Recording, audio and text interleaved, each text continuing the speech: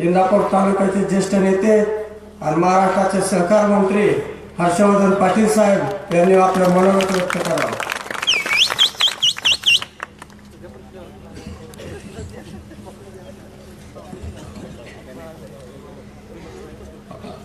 आजच्या कार्यक्रमाचे अध्यक्ष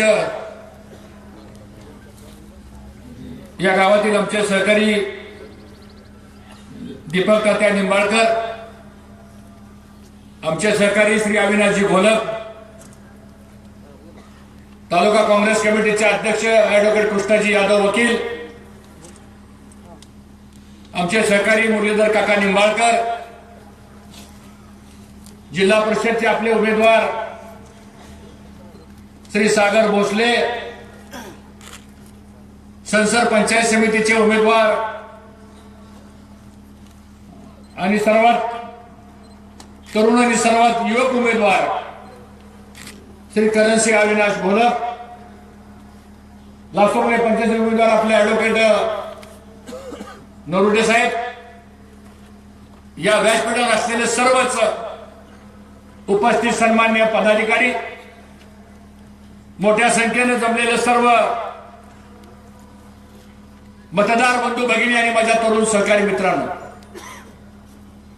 सर्वप्रथमतः आज आठवण होती ती स्वर्गीय कैलासवासी बाळासाहेब निंबाळकर उर्फ दादांची. कारण संसदला सभा म्हणले की सभेचं अध्यक्षस्थान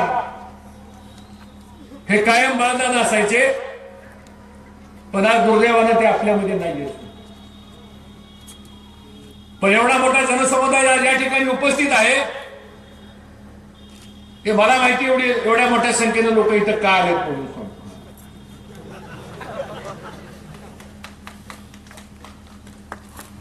आता आलंय अंगावर तर आपल्याला शिंगावर घ्यावंच लागेल. अरे थांब की जरा.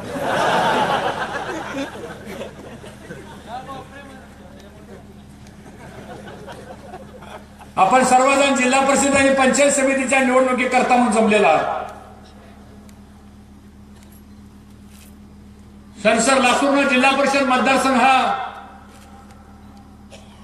हा पूर्वीपासून कैलासवासी भाऊ असतील, कैलासवासी घोलप साहेब असतील, आणि आता मधल्या काळामध्ये अविनाशजी घोलप असतील, मुरली काका असतील, का असंख्य या भागातले कार्यकर्ते असतील, यांनी सातत्यानं हा जिल्हा परिषद मतदारसंघ काँग्रेसच्या मागे उभा करण्याचा प्रयत्न केलेला आहे. पण आजचं वातावरण पाहिल्यानंतर मी आपल्याला 100% खात्री देतो की हा जिल्हा परिषद मतदारसंघ हा इंदापूर तालुक्यातल्या सर्व गटामध्ये नंबर 1 आल्याशिवाय राहणार नाही. कारण तुमच्या मधला करंट दिसतोय मला सांगतो.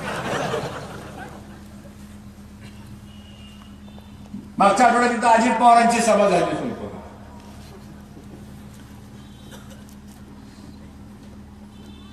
आणि काय अजित पवार बोलले, म्हणजे मी तर त्यांचं मनापासून आभारच मानणार आहे की काटेची वाडी सोडली आणि संसदच्या भागामध्ये हद्दीत एंट्री केली की ते गाडीत पुढे बसतात आणि मागं 2-3 चमचे असतात. त्यांना काय माहित नसतं सगळं. मग काहीतरी कानात बोलायचं, काहीतरी चिठ्ठी लिहून द्यायची, आणि कदाचित मी पण भाषणाची क्लिप बघितली बरं का ती.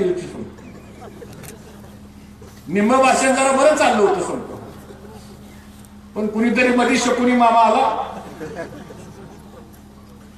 कोण आहे माहिती शकुनी मामा? आणि त्याने काहीतरी लिहून दिलं की मोबाईल यांची गाडी घसरली सांगतो. राज्याच्या मंत्रिमंडळामध्ये काम करणारे, आता आम्ही पण मंत्रिमंडळात काम केलेलं आहे, हे असं भाषण करायला आम्हाला येत नसेल काही भाग नाही. पण कैलासवासी भाऊ कैलासवासी घोलप साहेबांचे आपल्यावर संस्कार आहेत. राजकारण हा एक वेगळा विषय आहे, पण समाजामध्ये आपण काय बोलतो, समाजामध्ये आपण काय विचार मांडतो, किती आपण वडीलधारी लोकांचा मान सन्मान करतो, हे राजकारणामध्ये समाजकारणामध्ये महत्वाचं असतो. आणि मग मला अजित पवारांना या ठिकाणी सांगायचंय की आता ते दिवस गेले सगळे. आता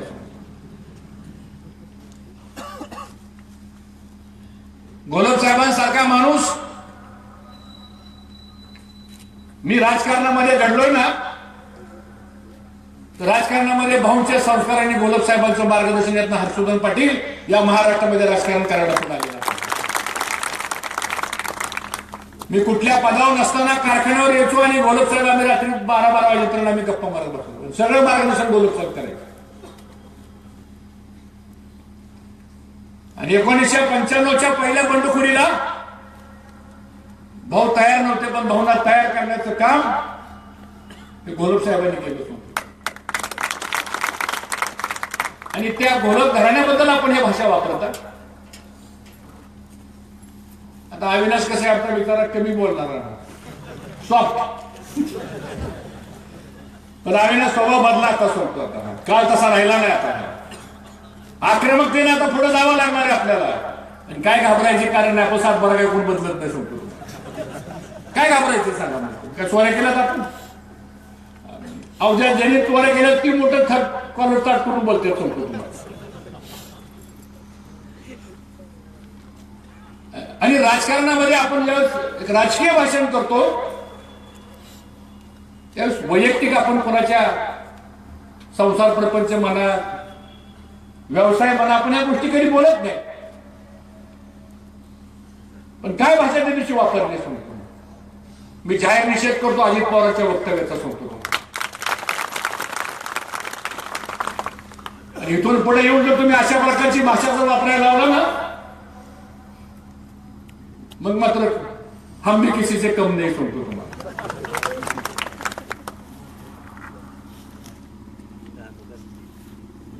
वीस वर्षापूर्वीचा काळ आठवा. स्वर्गीय गोलब साहेबांनी अजित पवारची शेती केली. तुम्हाला सांगतो फार जुना काळ नाहीये सांगतो तुम्हाला. गोलकवाडी मधनं ट्रॅक्टर जायचे आणि त्याची शेती नांगरून यायची.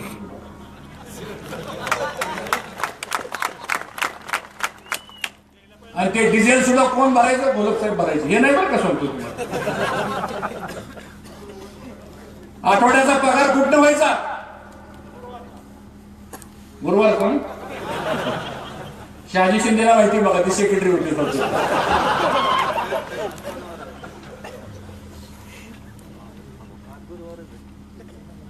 आणि म्हणून आपण काय बोलतो, कुणाबद्दल बोलतो.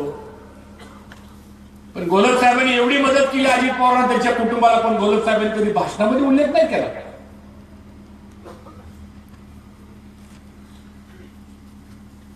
आणि मला सुद्धा माहितीये की अजित पवारांचा माल हा बारामतीला आडतीला कुठं जायचा? झाबरेच्या आडतीला जायचो. माझ्या सासऱ्याकडे सोडतो.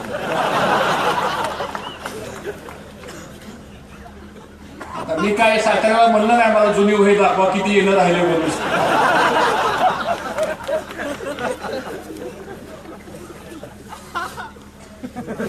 तुम्ही इथं उमेदवाराला निवडून येण्यासाठी येत आहे का त्याला पाडायसाठी येत आहे? ही अशी भाषण. आणि काय म्हणले हर्षवर्धन पाटलांनी म्हणले स्वतःच्या आईला उभा केलं. आणि त्यांना जर नव्हता उमेदवार तर म्हणले मी दिला असता. तुझा उमेदवार घेऊन काय मी जेलमध्ये जाऊ काय?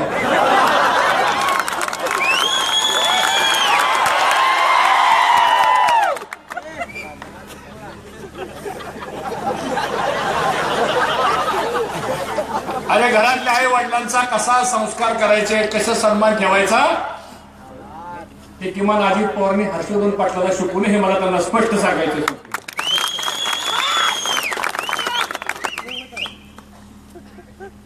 आणि जन्म देणारी माता कोणाची का असणार, ती आदरणीयच असते. संस्कृती आहे. ज्या मातेने जन्म दिला आपल्याला त्या मातेबद्दल आपण असं कधी उद्गार काढत नाही. आणि आम्ही कुणाचं वय काढत नाही सांगतो. वय काढायचं महिल्यानंतर कळत आपलं ठेवायचं झाकून,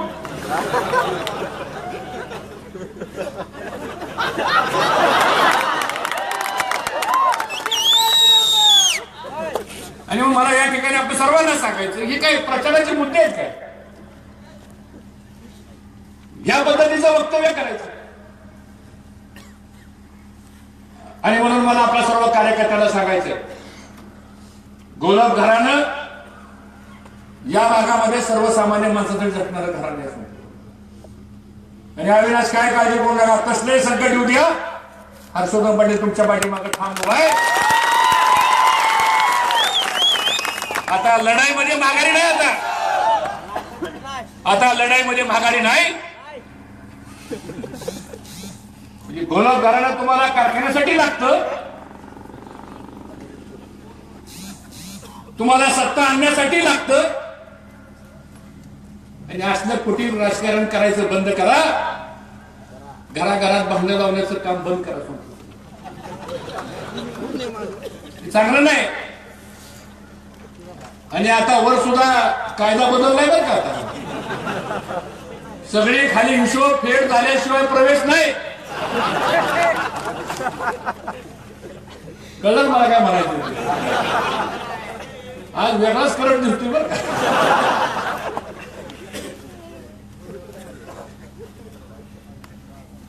तिथली सभा संपली की आले बिजवडीला सांगतो तुम्हाला, आणि ती मधल्या मार्गे गेले निमगाववर बसून. आमचा कारखाना बघितला, डिस्टरी चालू होती समोर, गेट ऑफिस विभजन, तिथनं गेले की भाषणाला सुरुवातच केली बिजवडीला. काय म्हणले, स्मशानभूमीसारखं दिसतंय म्हणजे कारखाना. नजर कशी बघा समोर, बरं आठवलं स्मशानभूमी.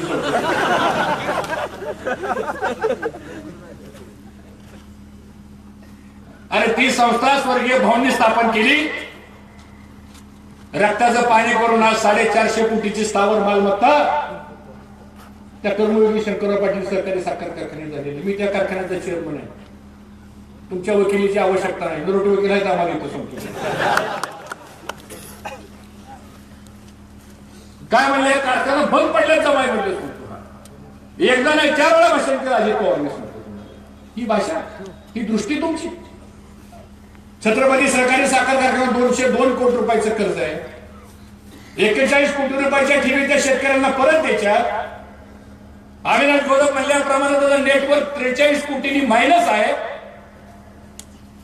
पण आम्ही नाही म्हणलं कारखाना बंद पडणार, म्हणलं का? म्हणणार पण नाही, कारण शेवटी आपल्या शेतकऱ्यांची नाळ जोडलेली त्या कारखान्याची. आमचे कारखाने जर बंद पडलेले असतील तर जिल्हा मध्यवर्ती बँक आमच्या का लागली भागा आमचं कर्ज घ्या म्हणून दिलं नसतं ना आम्हाला कर्ज त्या कारखान्याने बँकेने. आणि म्हणून दृष्टी कशी आहे बघा, मनोवृत्ती.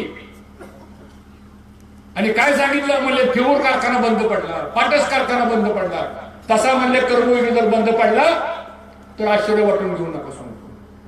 बरं झालं मला आठवण करून दिली, फिऊर का बंद पडला, कुणी बंद पडला? अशोक काळभोरला चेअरमन केलं. चांगला कारखाना शिवाजीराव घुले चालवत होते. मी राज्याचा सहकार मंत्री म्हणून ती सगळी फाईल माझ्याकडे होती सांगतो. ह्यांच्या सांगण्यावरनं चेअरमन केला. एवढा चांगला नावा रुपयाला आलेला कारखाना, फिऊरचा कारखाना, तो बंद पडला. त्याला जबाबदार कोण आहे? तर अजित पवार जबाबदार आहे. भीमा पाटस सहकारी साखर कारखाना मधुकर काका शितोळे भाऊ असताना, खासदार असताना तो कारखाना आपण काढला. भीमा पाटस कारखाना चांगला चालला होता कारखाना. हे महाराज राजकारणात आले, नको ते एक्सपान्शन केलं. ती बिचारा सुभाष अण्णा कोण देव माणूस करतो. नावाला चेअरमन ते, बाकीचं कोण कोण काय काय करत होतं हे काही मी सांगण्याची आवश्यकता नाही. सगळ्या भानगडी केल्या त्या फिऊर कारखान्या पाटस कारखान्यामध्ये. आणि बिचारा त्या राहुल कुलला बिचारायला भोगायचं आलं सांगतो. आणि म्हणून काय बोलतो आपण. आणि म्हणून मला सर्व कार्यकर्त्यांना या ठिकाणी सांगायचं की हा राष्ट्रवादी काँग्रेस पक्ष जो आहे ना, हा तुमच्या आमच्या नुकसानीला जबाबदार आहे. तालुक्यापुरतं जर बोलायचं झालं तर आज आमची ही निवडणूक जी आहे ती निवडणूक आम्ही 2 मुद्द्यावर लोकांच्या समोर चाललो. एक म्हणजे या भागामधला छत्रपती सहकारी साखर कारखाना ज्या चुकीच्या धोरणामुळे जो डब खायला आता यायला लागलेला आहे तो जर वाचवायचा असेल तर ह्या जिल्हा परिषद पंचायत समितीपासून परिवर्तनाला सुरुवात करा. या गटामधून जर काँग्रेसच्या जागा निवडून आल्या तर भविष्यातला छत्रपती साखर कारखाना सुद्धा सुरक्षित राहील. अविनाश घोलप, मुरली काका ही सगळी माणसं हे तुमच्या भवितव्याच्या करता झटणारी माणसं आहेत. ह्या मुद्द्यावर आपल्याला ह्या गटामध्ये पुढच्या काळामध्ये आपल्याला प्रचार करायचा. दुसरा महत्वाचा मुद्दा म्हणजे ह्या तालुक्यातल्या शेतीच्या पाण्याच्या संदर्भात काय अवस्था इंदापूर तालुक्याची असते. आज आपण विरोधी पक्षात आहोत. आपण काय सरकारमध्ये नाही, आपण काय आमदार नाही, आपण काय सभागृहात नाही. विरोधी पक्षात आज आपण आहात. पण काय अवस्था इंदापूर तालुक्याची 2.5 वर्षामध्ये कधी भाटघरचं पाणी वेळेवर मिळालं आपल्याला. आजची परिस्थिती तुम्हाला सांगतो.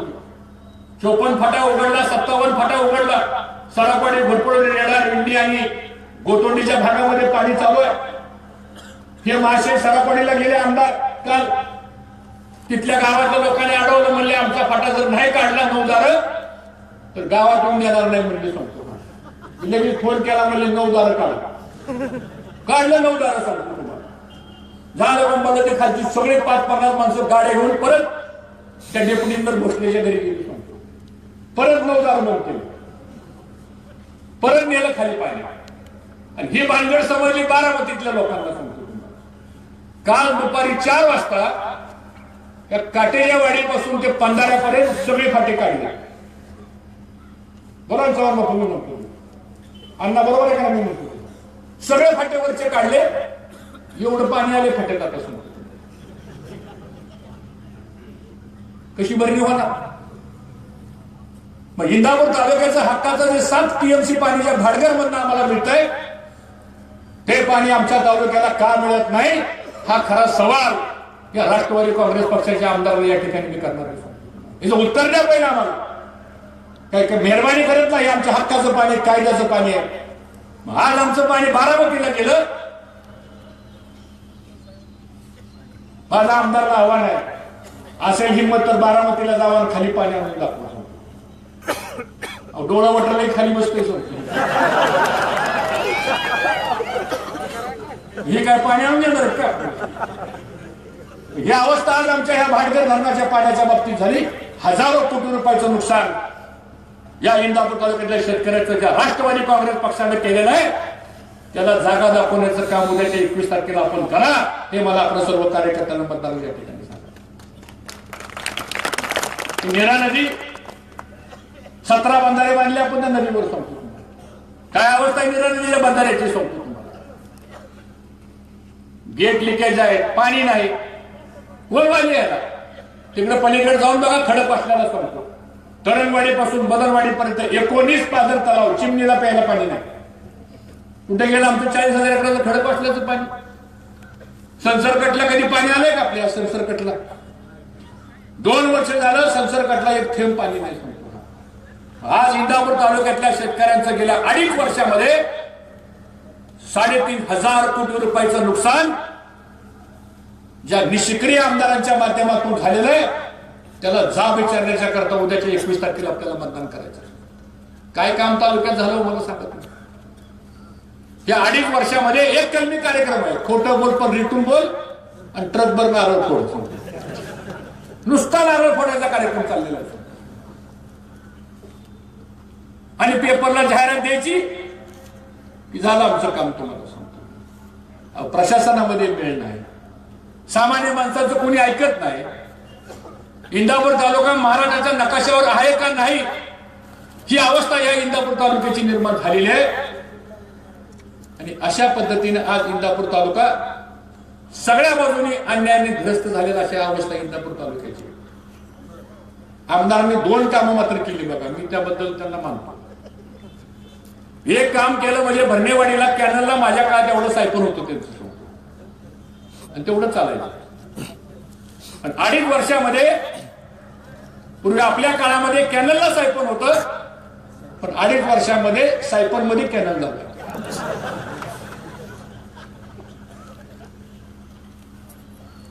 आणि खडकवासलाच्या धरणामधून जे खाली इंदापूरला पाणी जातं ना, तिथं वरबी माणसं उपाशी, खाली माणसं उपाशी, आणि प्रताप पाटील मात्र तुपाशी. आता जाऊन बघा, प्रताप पाटलाचा 50 एकर ऊस दिसतो तिथं. अविनाश आपण होतो मगाशी कळस मध्ये सांगतो, काय लोक बोलली, मी नाही लोक बोलली बरं का सांगतो. जसं जर सभा संपल्यावर एखाद्याने चक्कर मारत होतं सांगतो, काय परिस्थिती बघा. म्हणजे ह्या दोघांच्या पलीकडे ह्यांना इंदापूर तालुका माहितच नाही सांगतो, काय समजत नाही सांगतो.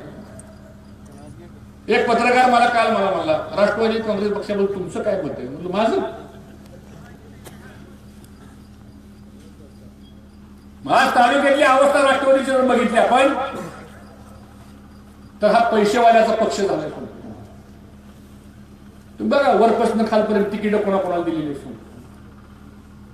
जसं मुंबईमध्ये दगडी चाल माहीम अरुण गवळीचा भाग, माहीम पासून तिकडे माटुंगापर्यंत दुसऱ्या अंडरवर्ल्डचा भाग, बांद्र्यापासून तिकडे घाटकोपर पर्यंत तिसऱ्या गुंडांचा भाग. म्हणजे माझ्या भागामध्ये पाटील पुढे मारायला मीच मारणार असं वाटप आज आपल्या तालुक्यामध्ये राष्ट्रवादी काँग्रेस पक्षाच्या माध्यमातून झालेलं आहे. आणि मुलाखतीमध्येच ते म्हणायचे नेते त्यांचे, तू किती खर्च करणार आहे मला पहिलं सांग, मग उमेदवारी माग. अरे सामान्य माणसाने जायचं कुठं? नरोटे वकिलासारख्या चांगल्या कार्यकर्त्यांनी जायचं कुठं? करणसिंग घोलप सारखा एक तरुण उमदा उमेदवार त्यांनी कुणाकडे जायचं? सागर गोष्टीसारखा एक उत्तम शेती करणारा कार्यकर्ता त्यांनी जायचं कुठं? जर असे प्रश्न जर तुम्ही विचारायला लागला मुलाखतीमध्ये की तुम्ही किती खर्च करणार आहे मला सांगा. जर तुम्ही एवढं काम केलं असेल या तालुक्यामध्ये, तर तुम्हाला हा प्रश्न विचारण्याची वेळ तुमच्यावर का आली याचं उत्तर आपल्याला 23 तारखेला द्यायचंय. हे मला आपल्या सगळ्या कार्यकर्त्यांना प्रामुख्याने या ठिकाणी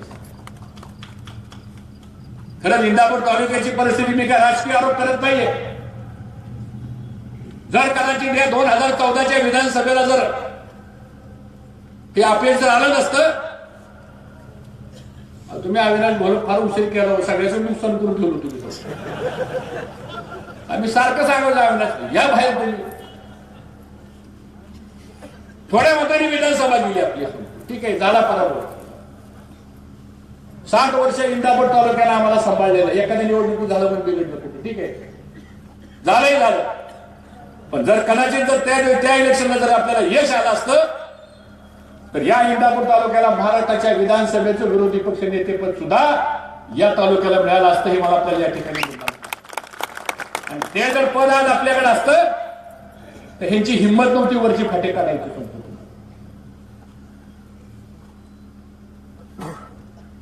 शेवटी सगळं हे वाढप्यावर असतं सांगतो तुम्हाला. वाढप्या जर आपल्या परिचित असला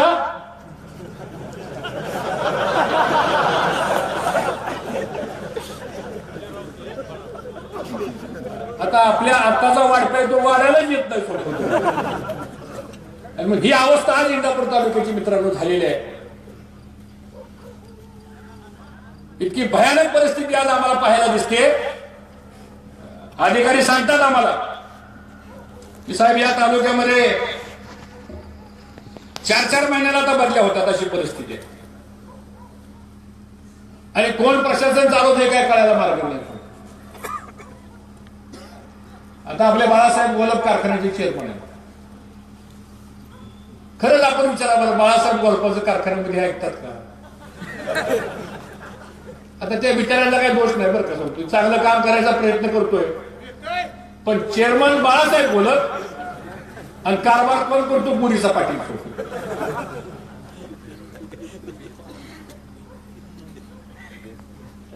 एकदा मला बाळासाहेब गोलप आले भेटायला. मी म्हणलं बाळासाहेब माझा एक सल्ला आहे, मी तुमच्यापेक्षा ज्येष्ठ आहे. मला म्हणजे साहेब सांगा कशावर मी सही करताना धाळ विचार करायला तो मारतो होतो मला काय नवीन आहे माहित नाही, कुठे काही चुकून सही घेतली.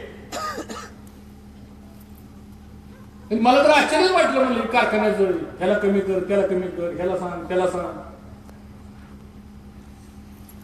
ही काय पद्धत नाही. पण ज्या अर्थी तुम्हाला एखाद्या सिव्हिलवरच्या कामगारांना सांगण्याची पाळी येते, त्याचा अर्थ स्पष्ट आहे की तुमचा पराभव झालेला आहे संपूर्ण.